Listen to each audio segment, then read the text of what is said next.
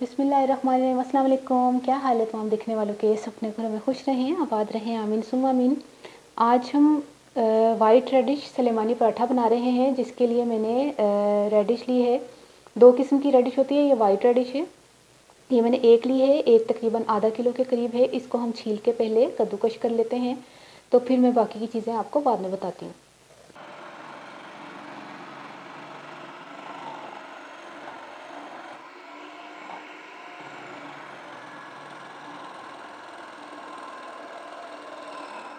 अच्छा, ये हमने कद्दूकश कर ली है। इसको अभी हम स्क्वीज़ करेंगे।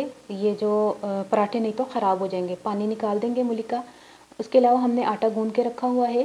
तकरीबन हम इसके 2 पराठे बनाएंगे, और जिस तरह बनाएंगे आप देखते रहिएगा। मैंने नाम इसलिए इसका ऐसे रखा है कि आप जब पूरी रेसिपी देखेंगे तो आपको पता चलेगा कि कहने को तो वो पराठे हैं, लेकिन पराठों में चूँकि घी या ऑयल लगता है, इसमें ऐसी कोई बात नहीं है। ये सलेमानी पराठा है और मूली का पराठा है, सलेमानी पराठा। तो हम इसको इस तरह बनाएंगे। ये देखें, 2 हरी मिर्चें बारीक कटी हुई, 2 खाने के चम्मच हरा धनिया, 2 चाय के चम्मच अदरक चॉप्ड, 1/4 टीस्पून अजवाइन, 1 टीस्पून कुटी हुई लाल मिर्च, हाफ़ टी स्पून हल्दी और 1 टीस्पून ज़ीरा। और इसके अलावा हमें चाहिए होगा नमक, लेकिन नमक हम अभी इस्तेमाल नहीं करेंगे। और सूखा धनिया हमें साबुत चाहिए होगा, वो मैं आपको बताती हूँ अभी। ये सूखा धनिया हमें साबुत चाहिए होगा, पीसना नहीं है। अगर थोड़ा सा इसको हाथ से मसल लें बस, इससे ज़्यादा नहीं, ठीक है। पिसा हुआ नहीं चाहिए। 2 चाय के चम्मच सूखा धनिया। तो फिर शुरू करते हैं।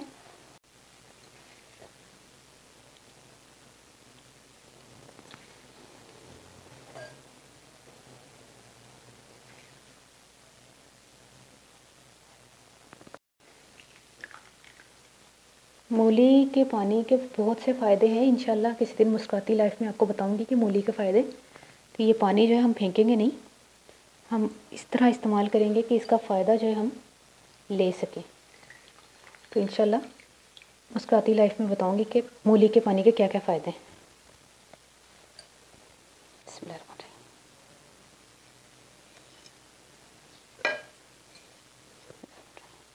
इनको मिक्स करते हैं, और नमक शामिल नहीं करना।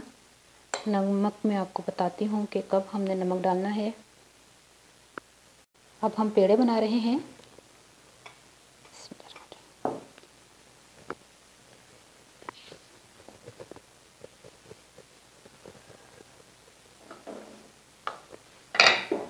इसको हम बेल लेते हैं।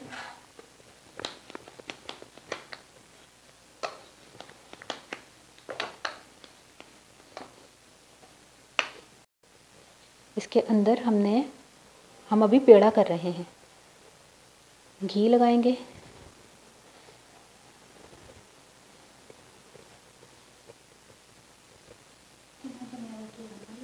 सर्दी की वजह तो ना, ठीक है। घी लगाया, उश्का लगाया,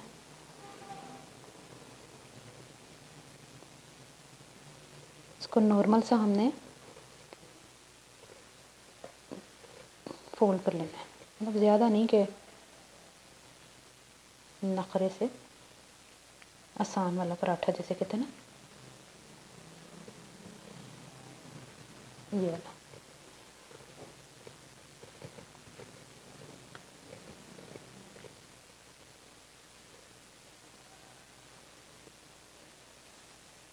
ठीक है, इसी तरह हम चारों को पेड़ों को तैयार करके मैं मिलती हूँ।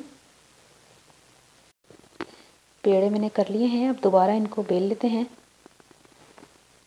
1 मिनट, ये छोटा है ज़्यादा।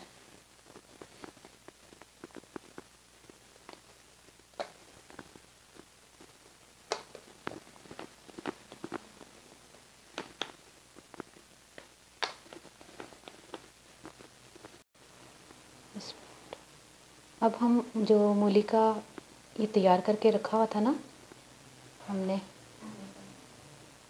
मुझे पता है हमेशा मेरे दिल में कहा था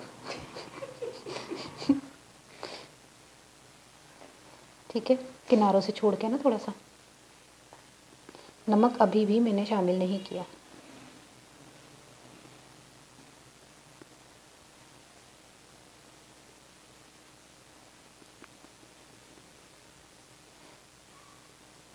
मुझे ज़्यादा अमेज़ा डालना पसंद है, चाहे वो आलू का हो, चाहे मूली का हो, चाहे कोई भी हो, तो मज़ा ही इसी चीज़ का आता है पराठा खाने में फिर। लेकिन खैर ये तो खैर सलेमानी पराठा है, आपको मैं बताती हूँ कि इस पर तो घी लगेगा ही नहीं। अच्छा, छोटी एक रोटी, हाँ नमक डालना है। रोटी जो है ना, एक मैंने बड़ी बेली है, एक छोटी बेली है। इस टाइम पर हमने नमक अपने हिसाब से, जैसे हम ऑमलेट में डाल देते हैं ना ऊपर से, तो उस तरह हमने इसमें डालना है, जितना हमें टेस्ट पसंद है कि हम इतना बर्दाश्त कर सकते हैं। ज़्यादा तेज़ नमक हम ऐसे खाते भी नहीं हैं। 3-4 चुटकियाँ मैंने डाल दी हैं अपने हिसाब से। और इसके ऊपर रख देते हैं रोटी जो हमने तैयार की थी। ठीक है, थोड़ी सी बड़ी मैंने इसलिए रखी है कि अब हम इसको इस तरह मोड़ेंगे ताकि अमेज़ा जो है वो बाहर ना आए।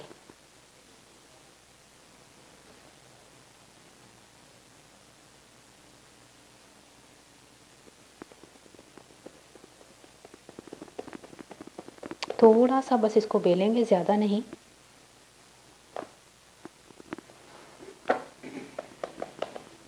मैंने चक्की का आटा लिया है, आप चाहे तो सफ़ेद आटा या मैदा जो आपको पसंद है आप उसका इस्तेमाल कर सकते हैं।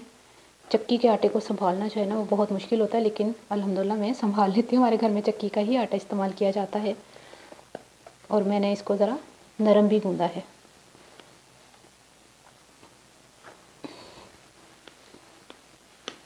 ये देखें, बिल्कुल हल्के हाथों से इसको हमने बेलना है। और अब हम इसको पकाने की तरफ चलते हैं। थोड़ा सा घी से इसको ग्रीस कर लें,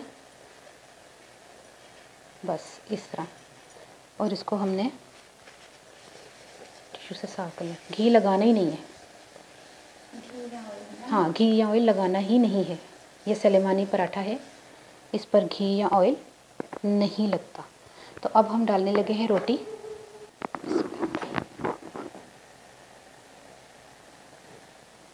रोटी को पलट लें।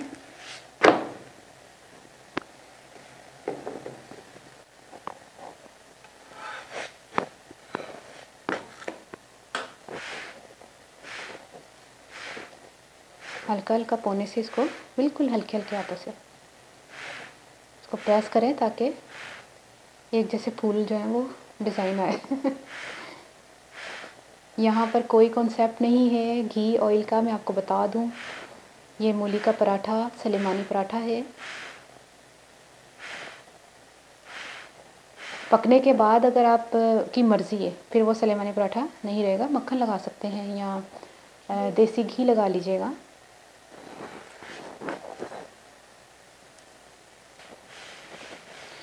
और हर घर में कोई ना कोई एक अफराद ऐसा होता ही है कि पराठे जहाँ बन रहे होते हैं ना, बस मुझे पराठा नहीं देना, मुझे सादे बना दो रोटी। या हालांकि आलू का पराठा या मूली का पराठा में भी वो यही कहते हैं कि मुझे मतलब घी तेल वगैरह मतलब ऑयल नहीं लगा के दीजिएगा, मुझे सादी बना दो। तो उनके लिए तो इस तरह जो है वो बना सकते हैं आप। चेक करते हैं दूसरी साइड को। ये देखिए कितनी ज़बरदस्त हमने पका ली है। अब तकरीबन थोड़ी सी उसको बैक साइड भी इसकी भून लेते हैं, क्योंकि ये रोटी थोड़ी कच्ची कच्ची अच्छी नहीं लगती, भुनी हुई अच्छी लगती है। अच्छा, ये दोनों साइड से पक गई है, आप देख सकते हैं। और इसको हम उतार लेते हैं।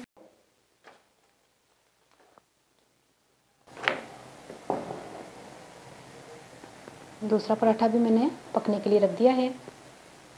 ये पराठा भी बन गया है, इसको भी हम उतार लेते हैं। चूल्हा बंद कर दें। ये देखें सलेमानी पराठा मूली का तैयार हो गया है। अब आप इसको इस तरह बना के खाएं। ये देखें लच्छे देखें इसके, इतनी सर्दी में भी इतना गर्म है कि मुझसे सही तरह से ये देखें टूट ही नहीं रहा।